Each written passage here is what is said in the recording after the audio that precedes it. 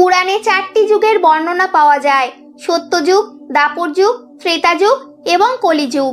কলিযুগকে অভিশাপ হিসেবে মানা হয়। কিন্তু আপনারা কি জানেন যে এই পৃথিবীতে কলিযুগ কিভাবে এসেছিল, কেমন ভাবে হয়েছিল এই কলিযুগের শুরু? আমরা কি কখনো একটি কথা ভেবে দেখেছি যে এমন কি ঘটনা ঘটেছিল যার জন্য কলিযুগকে এই পৃথিবীতে আসতে হয়েছিল? মহান গণিতজ্ঞ আর্যভট্ট নিজের বই আর্যভট্টমে একথা উল্লেখ করেছেন যে যখন তিনি 23 বছরের ছিলেন তখন কলিযুগে 3600 বর্ষ চলছিল। গণনা হিসেবে আর্যভট্টের জন্ম 476 খ্রিস্টাব্দে হয়েছিল। আর যদি গণনা করা হয় তাহলে কলিযুগের আরম্ভ 3102 খ্রিস্টপূর্বাব্দে হয়েছিল, যখন ধর্মরাজ যুধিষ্ঠির নিজের রাজপাট অভিমন্যু পুত্র পরীক্ষিতকে দিয়ে বাকি 4 পাণ্ডব এবং দ্রৌপদীকে নিয়ে মহাপ্রয়াণের জন্য হিমালয়ের উদ্দেশ্যে বেরিয়ে পড়েন। ওই সময় স্বয়ং ধর্ম বলদের রূপ ধারণ করে গাভীর রূপে থাকা পৃথিবী মাতার সাথে দেখা করেন। গাভী রূপে থাকা পৃথিবী মাতার চোখ তখন অশ্রুপূর্ণ ছিল। ওনার চোখ দিয়ে অনবরত অশ্রু ঝরছিল। পৃথিবীকে দুঃখী দেখে ধর্মরাজ তার দুঃখের কারণ জিজ্ঞাসা করলেন। ধর্মরাজ বললেন, দেবী, আপনার দুঃখের কারণ এটা নয় তো যে আমার মাত্র একটি পা আছে? অথবা তুমি এই কথায় দুঃখী নও তো যে এবার তোমার উপর খারাপ শক্তিরই শাসন হবে? এই প্রশ্নের উত্তর দিতে গিয়ে পৃথিবী দেবী বললেন, হে ধর্মরাজ, আপনি তো সবই জানেন। এখন আপনার এই প্রশ্ন করে কি লাভ?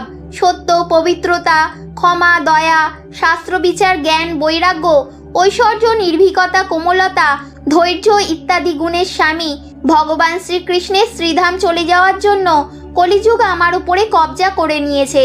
আগে শ্রীকৃষ্ণের চরণ আমার উপরে পড়তো, যার জন্য আমি নিজেকে সৌভাগ্যশালী মানতাম। কিন্তু এখন আর সেটা নেই। এখন আমার সৌভাগ্য সমাপ্ত হয়ে গেছে। ধর্ম আর পৃথিবী নিজেদের মধ্যে কথাই বলছিলেন।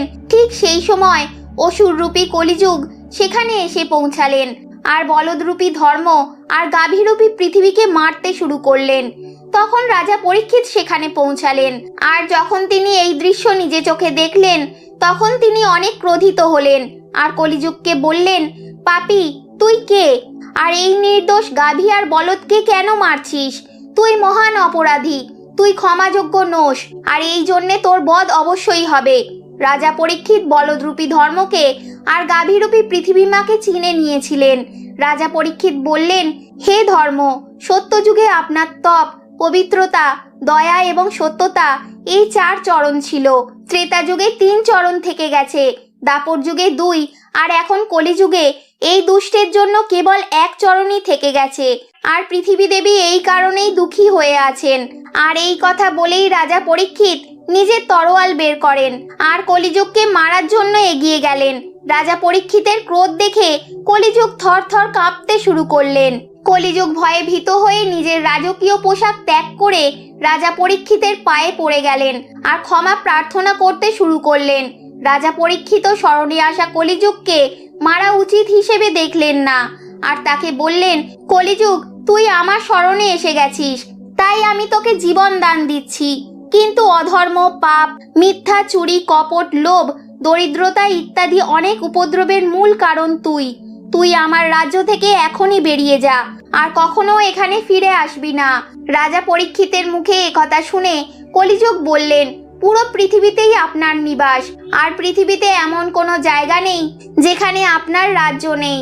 এমন অবস্থায় আমাকে থাকার জন্য কিছু স্থান প্রদান করুন। কলিযুগের মুখে একথা শুনে রাজা পরীক্ষিত অনেক ভেবেচিন্তে বললেন, অসত্য কথা, মদ, কাম আর ক্রোধের নিবাস যেখানে হবে সেখানে তুই থাকতে পারিস। কিন্তু তখন কলিযুগ বলল, হে রাজন, এই 4টি স্থান আমার থাকার জন্য অপর্যাপ্ত, আমাকে অন্য জায়গাও দান করুন। আর একথা শুনে রাজা পরীক্ষিত তাকে স্বর্ণের রূপে 5ম স্থান প্রদান করলেন। কলিযুগ এই স্থানগুলি পেতেই প্রত্যক্ষ রূপে তো সেখান থেকে চলে গেলেন, কিন্তু অদৃশ্য রূপে সেখানে এসে রাজা পরীক্ষিতের স্বর্ণ মুকুটেই থাকতে শুরু করলেন। মার্কণ্ড পুরাণে একথা বর্ণিত আছে যে কলিযুগের জন্য শাসক জনতার উপর নিজের ইচ্ছামতো ভাবে রাজত্ব করবেন, নিজের ইচ্ছামতো করে কর বসাবেন। শাসক নিজের রাজ্যে আধ্যাত্মিকতার জায়গায় ভয়ের প্রসার করবেন। তখন অনেক বড় সংখ্যায় পলায়ন শুরু হবে। লোক সস্তা খাদ্য এবং সুবিধার জন্য নিজের ঘর ছেড়ে যেতে বাধ্য হবে। ধর্মকে সবাই উপেক্ষা করবে আর লোভ, সত্তা, টাকা সবাইয়ের মস্তিষ্কে প্রবল রূপে থাকবে। বিনা কোনো পশ্চাতাপে অপরাধীরা নির্দোষের হত্যাও করবে। সম্ভোগী জীবনের সব থেকে বড় দরকার হিসেবেই থেকে যাবে। মানুষ খুব সহজেই প্রতিজ্ঞা নেবেন এবং তা ভেঙেও দেবেন। মানুষ মদ এবং অন্যান্য নেশার কবলে এসে যাবে। গুরু সম্মান করার পরম্পরাও সমাপ্ত হয়ে যাবে। ব্রাহ্মণ জ্ঞানী থাকবেন না। ক্ষত্রিয়ের সাহসও শেষ হয়ে যাবে। আর বেশ্যাও ব্যবসাতে সৎ থাকতে পারবে না। আর আজ এই সমস্ত কথাগুলি আমাদের রোজকারের কথা হয়ে গেছে।